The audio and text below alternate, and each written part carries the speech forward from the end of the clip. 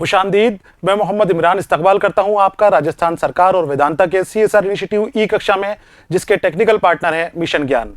आज की इस क्लास में मुताला करेंगे बच्चों हमारी दरसी किताब आईना अदब के हिस्सा नस्र के सबक 1 का, जिसका उन्वान है दास्तान, दास्तान की तारीफ और मुख्तसर तारीख।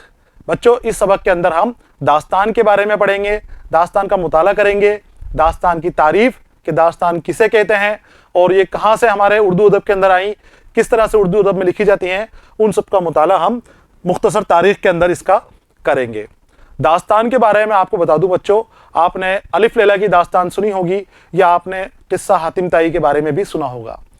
इन दास्तानों में आपने ख़ास बात ये देखी कि ये फ़ौकुल फितरत किरदार इनके अंदर नज़र आते हैं। किस्सा आराई होती है, बड़ी बड़ी बातें होती हैं, जिन्नात, भूत प्रेत, परियां, जादूगर, उड़ने वाले कालीन, बोलने वाले दरख्त, बोलने वाले जानवर, इस तरह की अजीब व गरीब चीज़ें आपको इन दास्तानों के अंदर नज़र आती है। ये बच्चों दास्तानें इसलिए लिखी जाती हैं ताकि हमारे दिल को सुकून मिले, दिल को ताजगी आए। जब हम इस तरह के किस्से सुनते हैं, कहानियाँ सुनते हैं, तो हमारा दिल खुश हो जाता है, हमारे दिल को मज़ा आता है उसके अंदर सुनने के अंदर। हमारा मन करता है कि इस तरह के किस्से और कहानियों का हम खूब सुने। दास्तान के माने बच्चों उस किस्से से है जो तवील और मुसलसल किस्सा होता है लेकिन हकीकत के करीब नहीं होता। कहानियाँ होती हैं, तरह तरह की कहानियाँ होती हैं, परियां वगैरह, जिन्नात जो मैंने आपको बताया अभी, वो सब इन दास्तानों के अंदर पाए जाते हैं। तो इस सबक के अंदर हम दास्तान का मुताला करेंगे, उसकी तारीफ और मुख्तसर तारीख के बारे में। तो हम शुरू करते हैं सबक दास्तान। इसमें देखिए बच्चों, दास्तान नसरी अदब की कदीम और मकबूल सिन्फ है। हमारा नसरी अदब जो नस्र के अंदर लिखा गया है, अदब के 2 हिस्से हमने कर रखे हैं, एक नसरी अंदाज में लिखा जाता है और दूसरा नज्म के अंदाज में लिखा जाता है। तो नसरी अदब की मुकम्मल सिन्फ है। किस्सा कहानी को एक सिन्फ की हैसियत से दास्तान ही ने मुतारुफ किया है। जो किस्सा और कहानी हम सुनते हैं वो दास्तान से ही निकली हुई सिन्फ है, दास्तान के ही हिस्से हैं, दास्तान से ही बने हैं। अगरचे इब्तिदन दास्तानें सुनाई जाती थी, बाद में तहरीरी शक्ल में भी मंजर आम पर आई। दास्तानों की जो शुरुआत हुई ये यहाँ पर सिर्फ उर्दू अदब की नहीं, किसी भी जुबान की जो दास्तानें आई वो पहले सिर्फ मुंह ज़बानी सुनाई जाती थी, वो तहरीरी शक्ल में नहीं थी। लेकिन जब दास्तानें मकबूल हुई, मशहूर हुई और लोगों को दास्तान सुनने सुनाने के अंदर खूब मज़ा आता था, खूब लोग जमा होते थे दास्तानें सुनने के लिए, तो उसके बाद उसको तहरीरी शक्ल भी दी जाने लगी और तहरीरी शक्ल के अंदर की भी दास्तानें खूब मकबूल हुई, खूब मशहूर हुई। फितरत इंसानी है कि किस्सा कहानी कहना और सुनना उसको महबूब मशगला रहा है। फितरत इंसानी, इंसान की फितरत ये रही है, शुरू से ही फितरत रही है कि हमें किस्से कहानियों के अंदर बड़ी दिलचस्पी रहती है, कहानियाँ सुनने का शौक़ है, किस्से सुनने का शौक़ रहता है हमें। और किस्से भी कुछ ऐसे छोटे मोटे नहीं, ऐसे किस्से होने चाहिए कि जिससे हमें मज़ा आए। कोई जिन्नात की कहानी हो, कोई परियों की कहानी हो, कोई जादुओं की दास्तान हो, कहीं पर बोलने वाले दरख्त होने चाहिए, बोलने वाले जानवर होने चाहिए, उड़ने वाले कालीन होने चाहिए। तो ये इतनी सारी चीज़ें हमें पसंद आती हैं। इन सब चीज़ों की वजह से ही दास्तानें बहुत ज़्यादा मशहूर और मकबूल हुई। दास्तानें उस वक्त वजूद में आई जब लोगों के पास फुर्सत और फरागत थी, इसलिए दास्तानें वक्त गुजारने का जरिया हुआ करती थी। दास्तानों को फ़रोग कैसे मिला कि लोगों के पास फुर्सत बहुत होती थी, काम कर लिया, काम वाम करने के बाद अब बैठे हुए आराम से, बोरियत हो रही है, क्या करें अब, तो फिर इकट्ठे होकर, जमा होकर वो लोग एक दूसरे को कहानियां सुनाते थे, दास्तानें सुनाते थे। बच्चों ये भी दिल आराई का, दिल को खुश करने का जरिया है, जो आज हम हमारे दिल को मोबाइल के जरिए, टेलीविज़न के जरिए, इंटरनेट के ऊपर तरह तरह की चीज़ें देखकर हम हमारे दिल को खुश कर लेते हैं और लुत्फ़ लेते हैं।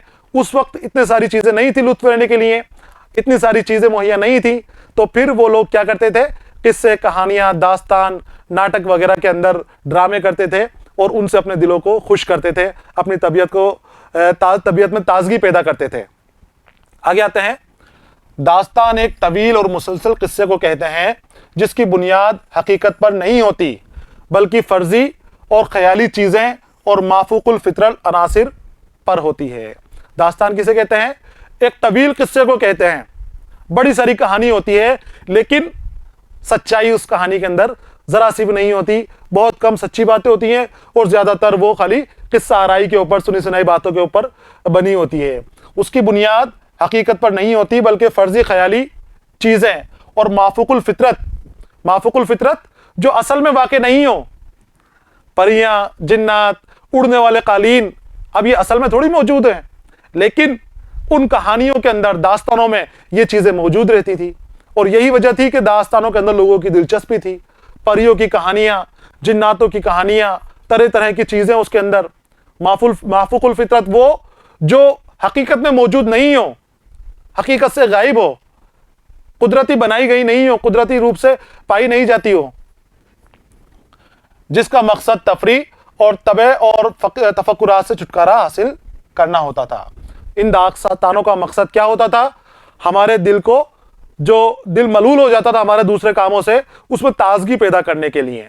जो फिक्र है, इंसान के मुआशी फिक्रात हैं, और भी बहुत सारे फिक्र इंसान के साथ लगे रहते हैं, गम और दर्द लगे रहते हैं, उन गम और दर्द से छुटकारा लेने के लिए ये दास्तानें कही जाती थी। जब दास्तान में इंसान बैठता था, दास्तान सुनता था या दास्तान को पढ़ता था, तो उसमें इतना खो जाता था इंसान कि उसको अपने दुख दर्द का एहसास नहीं होता था कि उसका साथ क्या हो रहा है, कितना परेशानियां हैं उसके साथ, सब कुछ भूल भाल कर वो फिर उस दास्तान के अंदर खो जाता था। जब इंसानी शऊर तरक्की याफ्ता न था, उस वक्त ये दास्तानें इंसान की आरजुओं, उमंगों और जज्बात की तस्कीन करती थी। तस्कीन सुकून देती थी, तसल्ली देती थी। वो चीज़ें जो उसे हकीकी ज़िंदगी में हासिल नहीं होती थी, वो उसे ख्वाबों की दुनिया में हासिल करने की कोशिश करता था। जो चीज़ें या जो गम हम अपनी असल ज़िंदगी के अंदर हमसे दूर नहीं कर सकते, हम अपनी कमज़ोरियों को, कमज़ोरी की वजह से अपनी ज़िंदगी के अंदर कमज़ोरियों को लेकर रहते हैं, लेकिन इन दास्तानों के अंदर इंसान को बड़ा ताकतवर दिखाया जाता था। किसी भी परेशानी से लड़ने वाला, किसी भी चीज़ से लड़ने वाला, हर तरह की परेशानियों से निकल जाने वाला, हर तरह के बड़े से बड़े ताकतवर दुश्मन से निपटने वाला, हर तरीके से। मैंने बताया इसमें कि ऐसे किरदार होते थे, दास्तानों में ऐसे किरदार होते थे जो असल में मौजूद नहीं है, असल में मौजूद नहीं है, ताकतवर होते थे बहुत। तो इंसान हमेशा, इन दास्तानों की खास बात रही है बच्चों, हमेशा इंसानों की जीत बताई गई है इसमें। जो राजकुमार होता है, जो राजा होता है, या जो उसके किरदार के अंदर अहम किरदार होता है, दास्तान का जो हीरो होता है, वो हर तरह के खतरों से निकलता हुआ, हर तरह की परेशानियों से निकलता हुआ आखिर में जीत जाता है और उसी से ही लोगों को खुशी मिलती है। उसमें अपने गम भी भूल जाते हैं और जो उनके साथ परेशानियां हैं वो सब खोकर वो उसकी जीत के अंदर ही, हीरो की जीत के अंदर ही खुशियां मनाने लग जाते हैं। तो इनसे ये अपनी आरजुओं, उमंगों से और असल जिंदगी में हम जो काम नहीं कर सकते या जो हमारी नाकामियां हैं उनसे दूर हटकर जो वो काम करते हैं हम इसके अंदर, जो हमारे असल जिंदगी के अंदर पूरे नहीं हो सकते। असल जिंदगी के ख्वाब हम दास्तानों के जरिए पूरे करने लग जाते हैं। दास्तान के फन पर नजर डालें तो प्लाट, किरदार, मुकालमा, माफूकुल फितरत अनासिर, तखय्युल और मुबालगा और अंजाम, ये दास्तान के लाजमी अज्जा हैं जिसके बगैर दास्तान मुकम्मल नहीं हो सकती। दास्तान के लिए जो अज्जा हैं जिसके जरिए दास्तान हमारी मुकम्मल होगी वो इस तरह से है बच्चों। देखिए आप, प्लाट जो है, प्लाट क्या होता है बच्चों? प्लाट नफ्स मजमून होता है, दास्तान का नफ्स होता है जिसमें पूरी की पूरी तरतीब और पूरा मुसलसल तरीका दिया होता है कि किस वक्त क्या होने वाला है। पूरा रब्त होता है, तसलसल होता है। लेकिन दास्तान के अंदर रब्त और तसलसल की ही कमी होती है, जो इसका प्लाट अहम हिस्सा है दास्तान लिखने का। लेकिन दास्तान के अंदर इस प्लाट की ही नजरअंदाजी की दी जाती है। इसमें हम कहानी शुरू करते हैं, एक किस्सा शुरू करते हैं और किस्से में किस्सा, किस्से में किस्सा, कई किस्से एक दूसरे से जुड़े हुए, कई दास्तान से निकलती हुई चली जाती हैं। तो बहुत तवील ये दास्तानें हो जाती हैं प्लाट के अंदर। किरदार होते हैं इसके अंदर, अलग अलग तरह के किरदार होते हैं जो अभी हम आगे देखेंगे। मुकालमा होता है, जो बोलने वाले हैं, जो उनकी बातचीत है, किरदारों की आपसी बातचीत, वो बहुत खूबसूरत और दिलकश होती है इसके अंदर। माफूकुल फितरत अनासिर, मैंने आपको अभी बताया कि माफूकुल फितरत वो जो असल जिंदगी में मौजूद नहीं है, जो गायब किरदार हैं, उनको माफूकुल फितरत कहते हैं। अनासिर मतलब रुकन, हिस्सा। तखय्युल और मुबालगा, मुबालगा किसे कहते हैं? तखय्युल ख्याली बातें जो जिंदगी में मौजूद नहीं हो, असल जिंदगी में हो नहीं है, वो सारी तखय्युल, और मुबालगा का मतलब होता है बड़ा चढ़ा के बताना। अगर कोई छोटा सा शेर है तो उस शेर को कि बहुत बड़ा, इतना बड़ा शेर कि जो कभी देखा नहीं कभी जिंदगी के अंदर, इस तरह की बातें दास्तान में बड़ा चढ़ाकर की जाती हैं।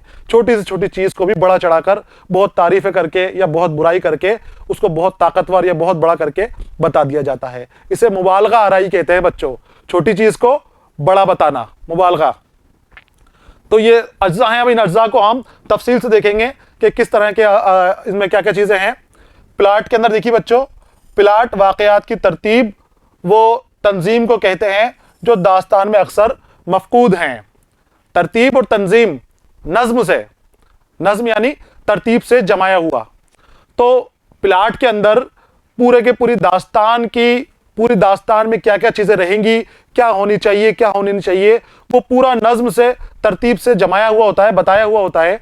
लेकिन दास्तान की जो मैंने आपको बताया कि यही खास बात है कि दास्तान के अंदर तरतीब नहीं होती। पता नहीं कब कौन सा किस्सा कहां से शुरू हो जाए, कब कौन सी कहानी कहां से शुरू हो जाए। हमें लग रहा है कि अब हम इख्तिताम की तरफ जा रहे हैं, अब कहानी खत्म होने वाली है, उसी वक्त एक नई दास्तान निकलकर दास्तान से बाहर आ जाती है और फिर उसको पढ़ते जाओ, उसमें आप खो जाओगे, उसमें आप डूब जाओगे पढ़ने के अंदर। मफकूद का मतलब होता है बच्चों गायब, जो मौजूद नहीं है। दास्तानों के प्लॉट अमूमन मरबूत और मुसलसल नहीं होते हैं। मरबूत रब्त के अंदर एक के बाद एक जैसा होना चाहिए तरतीब से, तो तरतीब से नहीं होते और मुसलसल नहीं होते। कहीं का कहीं, कहीं का कहीं बात जा रहा है, जो बात शुरू में है वो आखिर में दोबारा फिर से निकलकर बाहर आ जाती है और फिर उससे भी कई दास्तानें, कई किस्से आपस में जुड़े हुए होते हैं। एक किस्से में दूसरा किस्सा पेवस्त होता है। मरकजी किस्से में ज़मनी किस्से जोड़ दिए जाते हैं जो उसके तवालत में इजाफा करते हैं। दिलचस्पी उसकी बुनियादी अंसर है। दास्तानें ज़्यादातर इश्किया मौज़ूआत पर लिखी जाती हैं। तो प्लाट उसका होना चाहिए, लेकिन दास्तानों के अंदर प्लाट तरतीब से नहीं होता। कहीं से कोई किस्सा, कहीं से कोई किस्सा, तो वो काफ़ी तवील किस्से हो जाते हैं, तवील दास्तानें हो जाती हैं। और ख़ास बात यह है कि उनकी दास्तान बढ़ने के बाद भी, अलग अलग दास्तानें निकलने के बाद भी दास्तानों की दिलचस्पी कम नहीं होती। उसको पढ़ता चले जाता है शख्स, पढ़ने वाला, और उसका छोड़ने का मन नहीं करता, उसका एक से बढ़कर एक, और आखिर में जो पहले वाला किस्सा था वो आखिर में जाके खत्म होता है। इस तरह से ये इसका प्लॉट हुआ। मौज़ूआत इसके अंदर ज़्यादातर इश्किया मौज़ूआत होते हैं, और इश्किया के अंदर भी कई तरह की चीज़ें, कई तरह के अनासिर इसमें जोड़ दिए जाते हैं। ज़्यादातर अनासिर माफ़ूकुल फितरत ही इसमें पाए जाते हैं, जो मौजूद नहीं है और जो हमारी फितरत को यकीन दिलाने के लायक नहीं है, इस पर यकीन नहीं है आसानी से, वो किरदार मिलते हैं। किरदार देखो बच्चों, दास्तानों में किरदार हकीकी ज़िंदगी के किरदारों से बिल्कुल मुख्तलिफ और गैर मामूली सलाहियतों के मालिक होते हैं। जो हकीकी ज़िंदगी में शख्स होते हैं, दास्तानों में ऐसे शख्स नहीं मिलते। अगर दास्तान गैर मामूली नहीं होगी तो दास्तानों को पढ़ेगा कौन, बताओ? मज़ा तभी आएगा ना जब उसके अंदर नए नए तरीके की चीज़ें रहेंगी, ऐसी चीज़ें जो हमने ना तो कभी सुनी, ना कभी देखी, ना उनके बारे में हमने किसी से जाना। वो चीज़ें दास्तान के अंदर शामिल हो जाती हैं। बादशाह, वज़ीर, शहज़ादा, शहज़ादियाँ, नजूमी, रम्माल। रम्माल ये भी नजूमी की तरह ही पहले जो होने वाला है उनके बारे में बातें बताते हैं। जादूगर की तरह जिन, देव, परी होते हैं। शहज़ादा अपनी मंजिल मकसूद को हासिल करने के लिए फ़ौकुल फितरी अनासिर से नबरद आज़मा होता है, जंग करता है। नबरद आज़मा, जंग करता है और अपनी मोहब्बत को हासिल कर लेता है। इसके अंदर किरदार में तरह तरह के किरदार होते हैं। ऐसे ऐसे किरदार होते हैं जो ना तो हमने कभी देखे और ना हमने कोई सुने। और शहज़ादा जो हीरो होता है कहानी का, दास्तान का जो हीरो होता है, उन सब से वो लड़ता है, उनसे जंग करता है और आखिर में जीतता भी है। वो जिन्नातों से लड़के उनसे जीत जाता है, वो परियों से लड़कर उनसे जीत जाता है, वो जादूगरों से लड़ता है और कई तरह की चीज़ों से वो सामना करता है और आखिर में जीत कर और बाहर आता है, अपने आप को साबित करता है।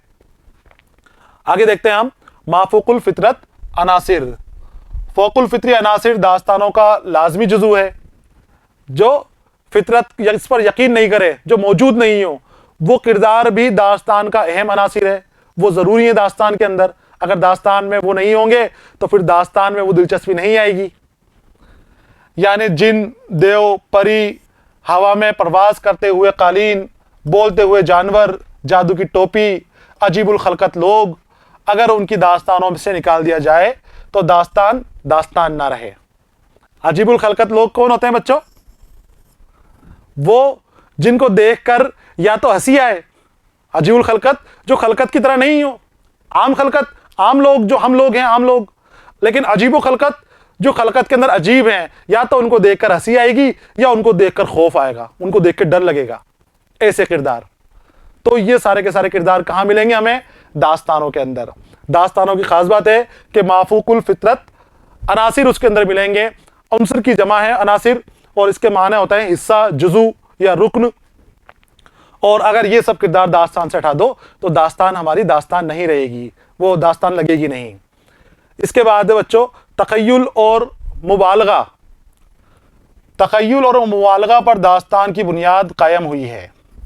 दास्तान क्योंकि असल जिंदगी में तो है ही नहीं, तखय्युल ही इसकी बुनियाद है।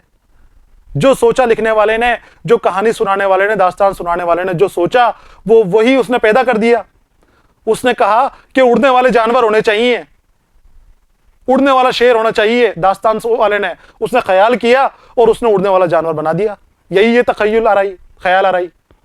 वो जमीन में ऐसे असल जिंदगी में होते नहीं है वो, लेकिन जब दास्तान लिखने वाले का तखय्युल और मुबालगा, बड़ा चढ़ा के बताना कि चींटी छोटी सी होती है, उसने चींटी को ही बड़ा सारा बता दिया कि वो चींटियों से लड़ रहा है राजकुमार, उसका इतनी बड़ी चींटियां, यही मुबालगा है, बड़ा चढ़ा के बता देना हर चीज को। तो दास्तानों के अंदर तखय्युल और मुबालगा मिलता है। दास्तानें ख्याली और फर्जी वाकयात पर इस्तावर होती हैं, उनका हकीकत से कोई ताल्लुक नहीं होता। सारे वाकयात हैरत और इस्तेजाब के साथ में डालते हुए मालूम होते हैं। जितने भी इसमें वाकयात होते हैं उनको सबको देखकर हैरत और ताज्जुब में पड़ जाए देखने वाला कि ये क्या हो रहा है। जब उड़ता हुआ कालीन हम देखेंगे तो हमें तो हैरत होगी बच्चों, और इसीलिए हम उस कहानियों को पढ़ते हैं। वो दास्तानों को मकबूल होने के पीछे यही राज है कि उनको पढ़ने के बाद जब इंसान पढ़ता है तो एक से बढ़कर एक चीजें हमारे सामने आती चली जाती हैं। तो ये थी बच्चों दास्तान की तारीफ। तखय्युल और मुबालगा की बहुत ज्यादा उसके अंदर आराइश मिलती है, बहुत ज्यादा मुबालगा दास्तानों के अंदर मिलता है। आगे आते हैं अंजाम की तरफ। अब कहानी लिख रहा है, कोई दास्तान लिख रहा है, अंजाम क्या होगा उसका? उसका अंजाम हमेशा अच्छा होता है। दास्तान की खास बात यह होती है कि जब आखिर होगी दास्तान की, कई तरह के खतरात आ रहे हैं, कई तरह की परेशानियां आ रही हैं, कई तरह के लड़ाई झगड़े हो रहे हैं। मैंने बताया आपसे जिन्नात से लड़ाइयाँ हो रही हैं, उड़ने वाले कालीन के ऊपर बैठ बैठ कर लड़ाई हो रही हैं, कभी कहीं से क्या परेशानी, कभी कहीं से क्या परेशानी, कोई पहाड़ गिर रहा है, क्या क्या तरह तरह की चीजें उसमें हो रही हैं। लेकिन आखिर में हीरो जो होता है, राजकुमार होता है या शहजादा होता है या कोई आम इंसान होता है, सौदागर वगैरह, वो जीत के बाहर आता है। आखिर में सब ठीक हो जाता है, सब अच्छा हो जाता है। तो अंजाम इन कहानियों का, दास्तानों का हमेशा अच्छा होता है। दास्तान का अंजाम हमेशा निशातिया और रजाई होता है। यहां इंसान की कभी शिकस्त नहीं होती। निशातिया खुशी देने वाला, अच्छा इसका एंड होता है, और इंसान की कभी भी हार नहीं होती। चाहे किसी जादूगर से लड़वा लो, चाहे किसी भी बड़े से बड़े गद्दार से लड़वा लो, हमेशा आखिर के अंदर आकर इंसान जीत जाता है। वो हमेशा अपने दुश्मनों पर फतेह हासिल करता है। दास्तानों में जिंदगी का राज मायूसी पर नहीं, उम्मीद पर कायम होता है। क्योंकि दास्तान के अंदर हम जो हमारी कमियां हैं उनको दूर करने के लिए ही तो हम दास्तान पढ़ रहे हैं। हम पहाड़ पर नहीं चढ़ सकते तो उस दास्तान का, हम हवा में नहीं उड़ सकते, दास्तान का हीरो हवा में उड़ रहा है तो उसको देखकर हम खुश हो जाते हैं। तो हम उम्मीद के ऊपर दास्तान देखते हैं, तो मायूसी नहीं है दास्तानों में उम्मीद और खुशी है। दास्तानों में हक और बातिल का टकराव और बातिल पर हक की फतेह दिखाई गई है। दास्तानों में जुबान और बयान की रंगीनी इबारत आराई और लताफत का होना जरूरी है। दास्तान में हमेशा बातिल के ऊपर हक की फतह दिखाई गई है, हक को मजबूत दिखाया गया है। शुरुआत में बातिल से लड़ता है, घबराता है, लेकिन आखिर में फतह हक की ही होती है, बातिल को हारना पड़ता है। और इस तरह की चीजें ही दास्तान को मकबूल और मशहूर बनाती हैं। अगर दास्तान के अंदर खुशियां ना हो, दास्तान के अंदर अच्छी चीज नहीं हो, तो फिर दास्तान इतनी मकबूल और मशहूर नहीं हो। तो ये थी बच्चों दास्तान की तारीफ। आगे आते हैं हम मुख्तसर तारीख की तरफ। इस हिस्से के अंदर बच्चों हम दास्तान की तारीख पढ़ेंगे कि दास्तान की इर्तिका कहाँ से हुई, उर्दू अदब में दास्तानें कहाँ से आई और किसने पहले शुरुआत करी, ये सारी की सारी मालूमात हम इस हिस्से के अंदर, जो इसका उन्वान है दास्तान की तारीख, हासिल करेंगे। दास्तान की तारीख को बच्चों हमने 4 हिस्सों के अंदर तकसीम कर दिया गया है। 4 हिस्सों में कहाँ कहाँ, तो मैं आपको शुरू में बता दूं कि शुमाली हिंद के अंदर लिखी गई दास्तान है, दक्कनी हिंद के अंदर दक्कन में लिखी गई दास्तान है, फोर्ट विलियम कॉलेज में लिखी गई दास्तान है, और फोर्ट विलियम कॉलेज के वक्त जब दास्तानें लिखी जा रही थी तो उस वक्त कुछ दास्तानें बाहर भी लिखी जा रही थी, फोर्ट विलियम कॉलेज से बाहर भी लिखी जा रही थी। तो इस तरह से दास्तानों को इन 4 अदवार में हमारे आसानी के लिए बांट दिया गया है। आपको ये बता दूं मैं कि दास्तानों की शुरुआत बच्चों दक्कन से हुई थी, दक्कनी हिंदुस्तान से हुई थी। अगर आप उर्दू की ज़्यादातर सिन्फ के बारे में देखोगे, चाहे मसनवियाँ हो, चाहे दास्तान हो, चाहे गज़ल वगैरह हो, वो बनज़्म तरीके से, मुनज़्ज़म तरीके से आपको दक्कनी हिंदुस्तान के अंदर ही मिलेंगी। उर्दू को ज़्यादा फ़रोग़ देने का काम कहाँ हुआ है, दक्कन के अंदर। दक्कन में होने के बाद फिर शुमाली हिंद के अंदर उर्दू आई है, शुमाली हिंद के अंदर ये तसानीफ है उर्दू के अंदर तख्लीक की गई हैं। तो इनको 4 हिस्सों में बांटकर पढ़ेंगे हम। पहले हम दक्कन के अंदर कि दक्कन ने क्या, किस तरह से दास्तान के अंदर अपने हाथ आजमाए दक्कन वालों ने। उसके बाद फिर शुमाली हिंदुस्तान के अंदर कौन कौन सी मकबूल दास्तानें हैं, कौन कौन सी मशहूर दास्तानें हैं। फिर हम जाएंगे फोर्ट विलियम कॉलेज। मैं आपको फोर्ट विलियम कॉलेज के बारे में ही बताऊंगा कि फोर्ट विलियम कॉलेज क्या है। तो देखिए, इसको आपको अपनी नोटबुक के अंदर नोट करते रहना है। जो खास नुकात आपको नजर आते हैं कि आपको याद करने में परेशानी हो या आपके जहन में आपको लाने के अंदर परेशानी हो, तो आप इसे अपनी नोटबुक के अंदर नोट कर लीजिए। देखिए, उर्दू में दास्तानें नज्म और नस्र दोनों में लिखी गई हैं। नज्म और नस्र, एक तो नज्म के अंदाज के अंदर दास्तानें लिखी गई हैं और दूसरी नस्र के अंदाज में। दोनों अंदाज के अंदर हमने हमारे उर्दू अदब को 2 हिस्सों के अंदर तकसीम कर दिया गया है, एक नज्मी अदब और दूसरा नसरी अदब। तो दास्तानें भी दोनों सिन्फों के अंदर लिखी गई हैं, दोनों हिस्सों में लिखी गई हैं। नज्म के अंदाज में दास्तानें नजर आएंगी आपको और नस्र के अंदाज में भी दास्तानें नजर आएंगी। उर्दू में मंजूम दास्तानों का सिलसिला 1435 से मिल गया था। मंजूम नज्म के अंदाज में, जो नज्म के अंदाज में दास्तानें लिखी गई हैं, वो दास्तानें हमें 1435 से ही मिल जाती हैं। कहां से मिल जाती हैं? फखरुद्दीन निजामी की मसनवी कदम राव पदम राव पहली मंजूम दास्तान है। याद रखना है आपको, इसको लिख लेना है। कदम राव पदम राव पहली मंजूम दास्तान है। नाम इसका था मसनवी, लेकिन ये बहुत तवील थी और दास्तान इसमें थी कदम राव पदम राव की, तो इसको मंजूम दास्तान कहा जाता है। तो पहली जो हमारे उर्दू अदब के अंदर दास्तान लिखी गई वो किसने लिखी? फखरुद्दीन निजामी ने दक्कन में लिखी और उसका नाम था मसनवी कदम राव पदम राव। फिर हम आते हैं नस्र की तरफ। फिर नस्र में किसने लिखी? तो नस्र में लिखी है मुल्ला वजही ने। किसने लिखी है? मुल्ला वजही ने। और नाम क्या है? सबरस। 1635 में। 1435 में जो नज्म वाली है वो लिखी गई हमारी मसनवी कदम राव पदम राव, और 1635 के अंदर सबरस लिखी गई, तो वो भी काफी मशहूर थी। सबरस भी काफी मकबूल हुई है, बहुत अच्छी दास्तान मानी जाती है। उर्दू नस्र की पहली दास्तान कहा जाता है। अब इसको उर्दू नस्र की पहली दास्तान और नज्म की कदम राव पदम राव, दोनों आपको ध्यान रखना है, दोनों को आपको ज़हन नशी कर लेना है कि अगर नज्म की आपसे पूछा जाए नज्म की पहली दास्तान कौन सी है, तो फिर फखरुद्दीन निजामी की आपको कदम राव पदम राव का नाम लिखना है।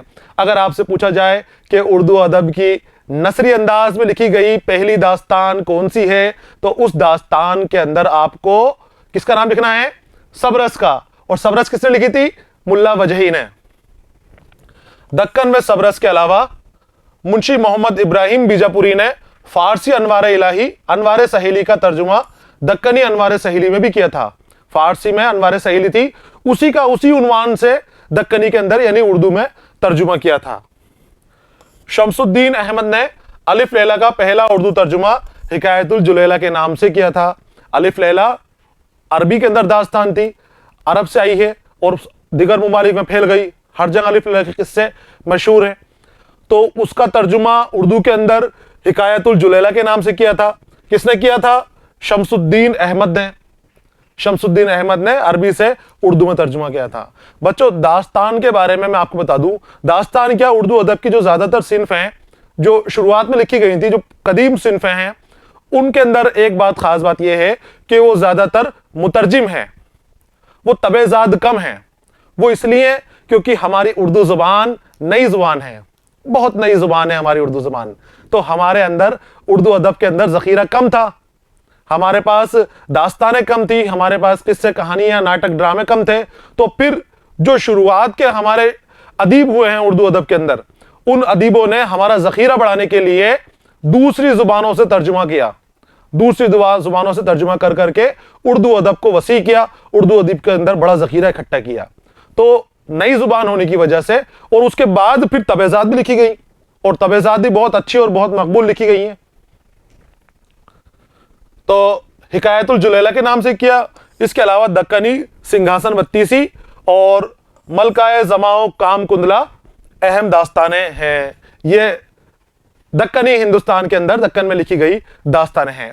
अब आते हैं हम शुमाली हिंद की तरफ। तो शुमाली हिंद में बच्चों बाद में काम हुआ है, धीरे धीरे काम हुआ है। उर्दू को फरोग दक्कन में मिला, और दक्कन से आगे बढ़कर उर्दू मकबूल कहां हुई? शुमाली हिंद के अंदर। वहां से बाद में हर सिंफ बाद में आई। शुमाली हिंद में 18वीं सदी से पहले, 18वीं सदी से कबल कोई दास्तान हमारे यहां पर नहीं आई। कब आई? 18वीं सदी के अंदर शुमाली हिंद के अंदर लिखी गई हैं। 18वीं सदी के बाद जो दास्तानें मिलेंगी वो शुमाली हिंद के अंदर मिलेंगी। तो आप देखिए, शुमाली हिंद में 18वीं सदी से कबल कोई दास्तान नहीं मिलती। 18वीं सदी में शुमाली हिंद की दास्तानों में ईसवी खान की किस्सा मेहर अफरोज और दिलबर, ये पहली दास्तान है शुमाली हिंद की। उर्दू अदब की दास्तान देखेंगे हम पहले, तो उर्दू अदब की तो वो आएगी जो दक्कन में लिखी गई है। और अगर हम दोनों हिस्सों के अंदर बांट कर इनको पढ़ें, जिससे हमें सहूलियत भी हो और याद भी हमें आसानी से हो जाए, तो हम इन अलग अलग हिस्सों के अंदर कि शुमाली हिंद के अंदर पहली जो दास्तान है वो मेहर अफरोज व दिलबर लिखी गई थी, और ये थी ईसवी खान की। और हुसैन खान तहसीन की नौ तर्ज मुरस्सा। ये बच्चों नौ तर्ज मुरस्सा किस्सा चार दरवेश का ही तर्जुमा था। जो फारसी दास्तान है किस्सा चार दरवेश, उसका तर्जुमा अता हुसैन खान तहसीन ने किया था, और इन्होंने किया था नौ तर्ज मुरस्से के नाम से। नौ तर्ज मुरस्सा के नाम से इन्होंने तर्जुमा किया, और एक और चार दरवेश का तर्जुमा हुआ, वो हुआ बागो बहार के नाम से, वो किया मीर अम्मन ने। नौ तर्ज मुरस्सा भी चार दरवेश का तर्जुमा था, और बागो बहार भी चार दरवेश का तर्जुमा था, लेकिन बागो बहार बहुत ज्यादा मकबूल हुई, बहुत ज्यादा मशहूर हुई। इसमें क्या किया था इन्होंने कि ऐसे कैसे ही उनकी जुबान से, फारसी जुबान से तर्जुमा कर दिया, लेकिन उसमें आसानी इस्तेमाल नहीं करी, इन्होंने मुश्किल जबान का इस्तेमाल किया, और बहुत जो अरबी के और फारसी के जो मुहावरे थे वही मुहावरे यहां पर इस्तेमाल किए। तो हमारे लिए बिल्कुल अजीब बन गई है, समझ में नहीं आती थी, तो ये मकबूल नहीं हुई। लेकिन जब इसका मीर अम्मन ने तर्जुमा किया, तो मीर अम्मन ने बागो बहार के अंदर बिल्कुल आसान और खड़ी बोली का इस्तेमाल कर लिया, जो दिल्ली में बोली जाती थी, दिल्ली के आसपास बोली जाती थी, उस जबान का इस्तेमाल कर लिया।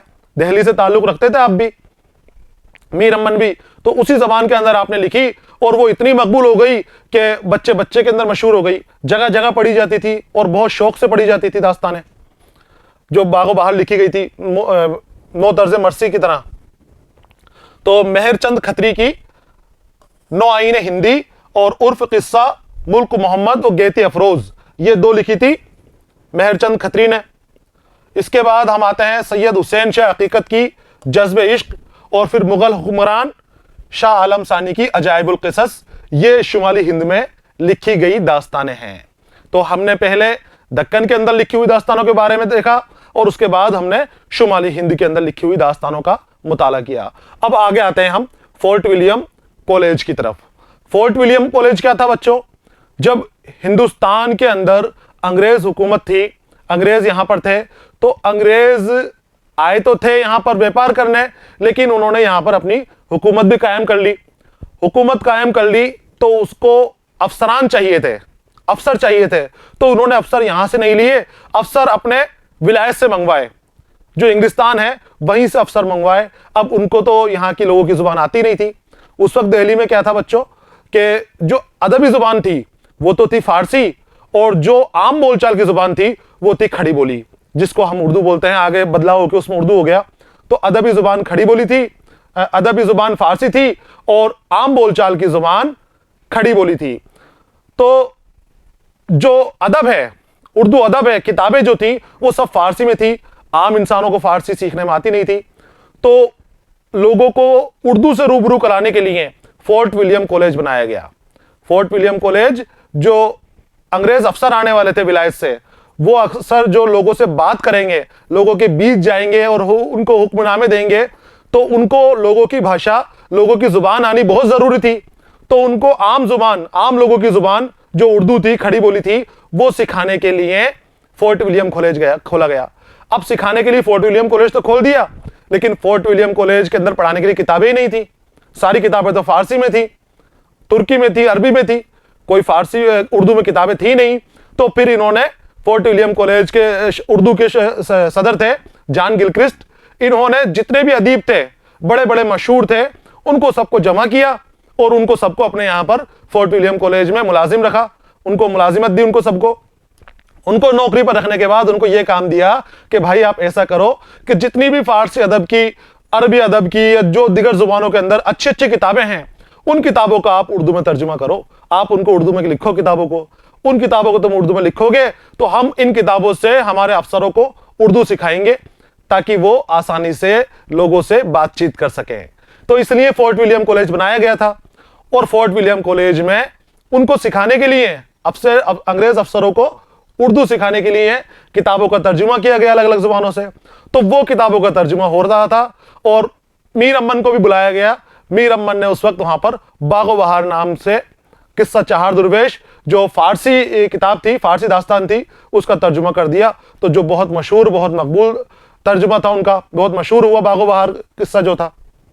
अब देखिए इसको, उर्दू दास्तान को फरोग देने में फोर्ट विलियम कॉलेज में लिखी कई दास्तानों को फरामोश नहीं किया जा सकता, उनको भूला नहीं जा सकता। फोर्ट विलियम कॉलेज ने, हालांकि अंग्रेजों ने शुरू किया था, लेकिन अदबी खिदमत बड़ी की उसने, उर्दू की बड़ी खिदमत की फोर्ट विलियम कॉलेज ने।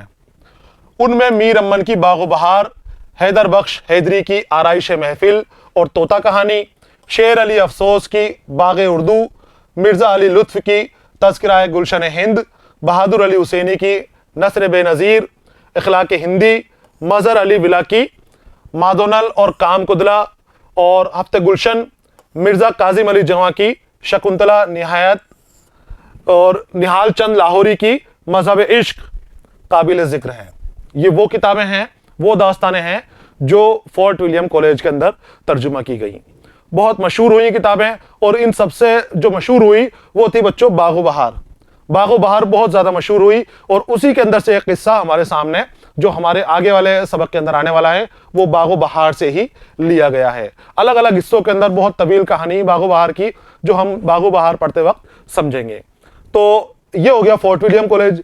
अब फोर्ट विलियम कॉलेज के वक्त ही, जब फोर्ट विलियम कॉलेज में तर्जुमा किया जा रहा था, उसी वक्त बाहर भी कुछ दास्तानें लिखी जा रही थी। वो कौन कौन सी थी?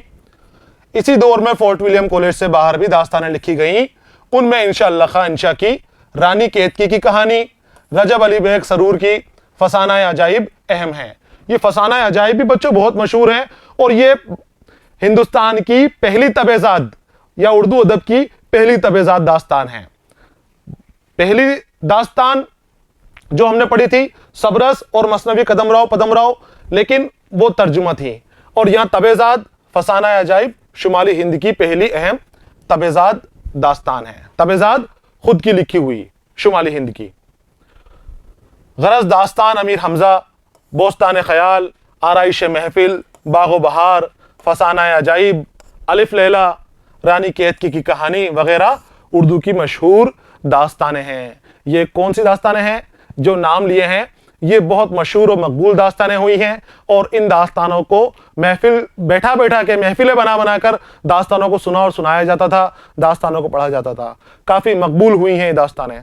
और हम आपको पहले ही बता चुके हैं कि लोग जब अपने कामों से बोर होते थे और उनकी दिल को तबीयत ख़राब होती थी, उनकी बोरियत होती थी, तो उस वक्त वो दास्तानें सुनते थे और अपने दिल को दोबारा से ताजगी भर देते थे, मन के अंदर ताजगी भर देते थे। तो ये वो दास्तानें हैं जो लोगों को अपने अंदर खोने के अंदर मजबूर कर देती थी। जब ये पढ़ते थे, लोग सुनते थे इन दास्तानों को, तो इसी में खो जाते थे, क्योंकि बहुत सारे तरह तरह के किस्से इन दास्तानों के अंदर शामिल हैं। तो ये थी बच्चों दास्तानों की मुख्तसर सी तारीफ और मुख्तसर सी ही तारीख। जितनी हमारे सिलेबस के अंदर है उतनी हमने यहाँ पर इसको ले ली है, शामिल कर ली है। अब आगे एक सवाल जो तीसरे सबक के साथ दे रखा था इसका, उसको मैं आपके सामने यहीं लेकर आ गया हूं। सवाल था बच्चों कि दास्तान किसे कहते हैं, दास्तान की तारीफ और अज्जाए तरकीबी बयान कीजिए। दास्तान किसे कहते हैं ये बताना है आपको, और इसके जो अज्जाए तरकीबी हैं, क्या क्या दास्तान के हिस्से हैं, जुज़ू हैं, उनके बारे में आपको बताना है। तो जवाब देखिए, इसको जवाब आपको लिख लेना है अपनी नोटबुक के अंदर। दास्तान एक तवील और मुसलसल किस्से को कहते हैं जिसकी बुनियाद हकीकत पर नहीं होती बल्कि फर्जी ख्याली चीज़ें और माफूकुल फितरत अनासर पर होती है। दास्तान एक किस्सा है, तवील किस्से को कहते हैं दास्तान, बड़ी कहानी को कहते हैं, और इसकी खास बात यह होती है कि फर्जी ख्यालों पर आधारित होती है। ये जो इसके पैमाना होता है, प्लॉट होता है इसका, वो पूरा का पूरा खाली ख्याल और मुबालगा आराई पर होता है। छोटी सी बात को बड़ा बड़ा कर और चढ़ा चढ़ा कर बताया जाता है, हकीकत पर नहीं होती, जिसका मकसद तफरी तबे और तफक्कुरात से छुटकारा पाना होता है। तबीयत की तफरी के लिए, और जो इंसान के फिक्र होते हैं, तरह तरह की परेशानियां होती हैं, उन परेशानियों को भूलने के लिए ही इंसान इन दास्तानों को सुनते थे। जब इंसानी शऊर तरक्की याफ्ता न था, उस वक्त दास्तान इंसान की आरजुओं, उमंगों और जज्बात की तस्कीन करती थी। जज्बात को तस्कीन यानी सुकून देती थी। हकीकी जिंदगी में हासिल नहीं होती थी, उसे ख्वाबों की दुनिया में हासिल करने की कोशिश करता था। जो इंसान जो बनना चाहता है, जो हासिल करना चाहता है, तो वह हकीकी जिंदगी के अंदर वो चीज़ें हासिल नहीं कर सकता था। तो वो अपने ख्यालों के अंदर सोचता था कि अगर मैं ऐसा होता तो मैं कैसा होता, मैं ऐसा कर दूं, मैं ऐसा कर दूं, तरह तरह की बातें उसके ख्याल में रहती थी। तो उन्हीं ख्यालात के ऊपर दास्तानें बनाई गई, और दास्तानें वो इंसान की उन ख्यालातों की तस्कीन देती थी जो उनके दिल के अंदर जज्बात उभरते थे, जो उनको करने के लिए तलब होती थी। वो सारी की सारी चीज़ें वो उन दास्तानों के अंदर करते थे, करते हुए देखते थे। जो किरदार हैं वो इंसान की जो जज्बात हैं, जो सोच हैं, उसी के मुताबिक किरदार दास्तानों के अंदर बनाए जाते थे। अब देखिए दास्तान के जज़ू आगे दे रखे हैं कि कौन कौन से जज़ू हैं। ये जज़ू हैं, पहला है प्लॉट।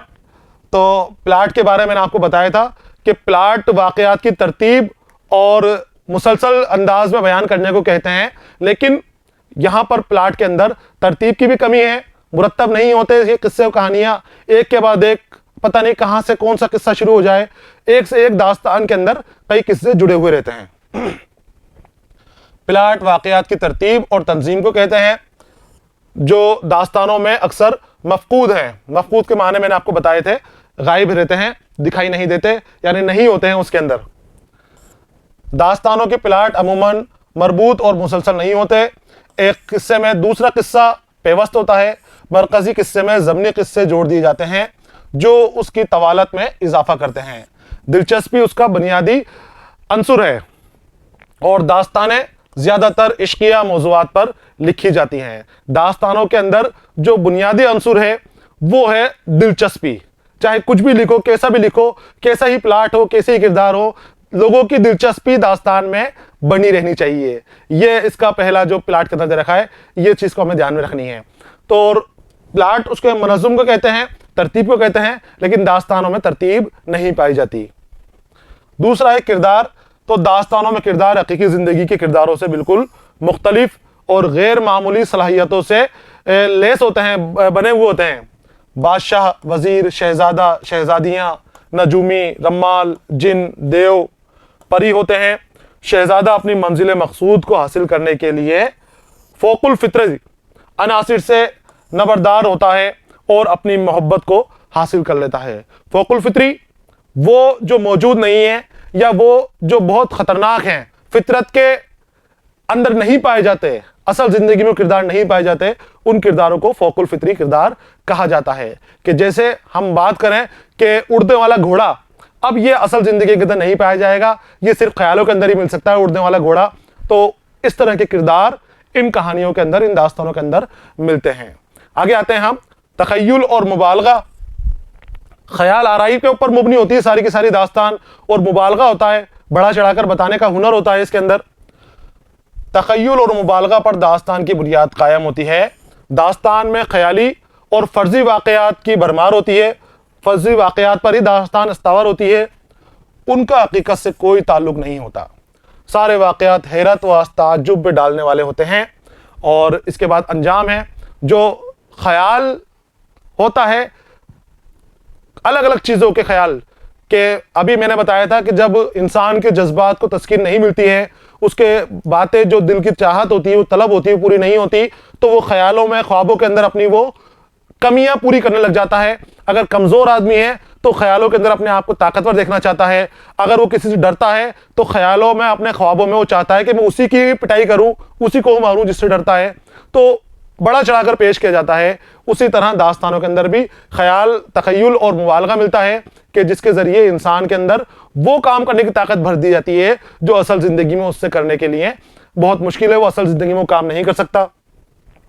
अंजाम दास्तानों का हमेशा निशातिया होता है। हमेशा खुशी मिलती है, हमेशा जो बातिल है उसको हक के सामने झुकना पड़ता है। शुरू में परेशान होता है हक, उसको सताया जाता है, परेशान किया जाता है, लेकिन आखिर में जीत हक की होती है और बातिल को हारना पड़ता है। दास्तानों का अंजाम हमेशा निशातिया और रजाई होता है। या इंसानों की कभी शिकस्त नहीं होती, चाहे कितना ही बड़ा ताकतवर उसके सामने खड़ा हो, सामने ताकतवर किरदार इंसान के सामने हो, लेकिन वो कभी भी जो हीरो है उसको शिकस्त नहीं दे सकता। आखिर में वो हीरो ही जीतता है, हमेशा अपने दुश्मनों पर फतेह हासिल करता है। जो मेन किरदार होता है, हीरो होता है, वो हमेशा अपने दुश्मनों पर फतेह हासिल करता है, दुश्मनों को शिकस्त दे देता है। दास्तानों में जिंदगी का राज मायूसी पर नहीं, उम्मीद पर कायम होता है, क्योंकि दास्तानों के अंदर हम ताकतवर दिखा रहे हैं अपने आप को। जो हमारे किरदार हैं इंसानों के अंदर से, वो बहुत ताकतवर बता रहे हैं, तो वहां मायूसी नहीं, उम्मीद रहती है, खुशी रहती है कि दास्तान हमेशा, जो इसका एंड होगा, दास्तान का जो खत्म होगा, वो खुशियां लेकर आएगा। एंड के अंदर हक ही जीतता है। दास्तानों में हक और बातिल का टकराव और बातिल पर हक की फतेह दिखाई जाती है। दास्तानों में जुबान और बयान की रंगीनी, इबारत आराई और लताफत का होना जरूरी है। जो असल जिंदगी में नहीं होती चीजें, वो जिंदगी के अंदर जो दास्तान में जी जाती है, उस जिंदगी के अंदर वो सारी चीजें होती हैं। और साथ ही दास्तान के अंदर लताफत बहुत ज्यादा होती है, लुत्फ मिलता है दास्तान को पढ़ने के अंदर भी और दास्तान को सुनने के अंदर भी। तो ये था बच्चों इस सवाल का जवाब, जो आगे आपके इसके अंदर सबक के अंदर दे रखा है, उसको मैं यहां पर आपके सामने ले आया हूं। इसी के साथ बच्चों ये पहला सबक जो दास्तान के ऊपर मुबनी था, इसके अंदर दास्तान की तारीख और तारीफ के बारे में हमने बात की, ये मुकम्मल हो गया है। आपको इसको नोटबुक के अंदर जो मुश्किल अल्फाज वगैरह हैं और जो बातें समझ में नहीं आती हैं, उसको वीडियो में पॉज करके जगह जगह जहां रोकना चाहो वहां रोक कर और उसको अपनी नोटबुक के अंदर नोट कर लेना है। इस जवाब को भी अपनी नोटबुक के अंदर आपको लिख लेना है। ये यहाँ पर तारीफ और दास्तान की तारीख मुकम्मल हो गई है। अगले सबक के साथ, अगले वीडियो के साथ मैं फिर आपके सामने हाजिर रहूंगा। तब तक के लिए इजाजत दीजिए। पढ़ते रहिए, खुश रहिए। अलविदा।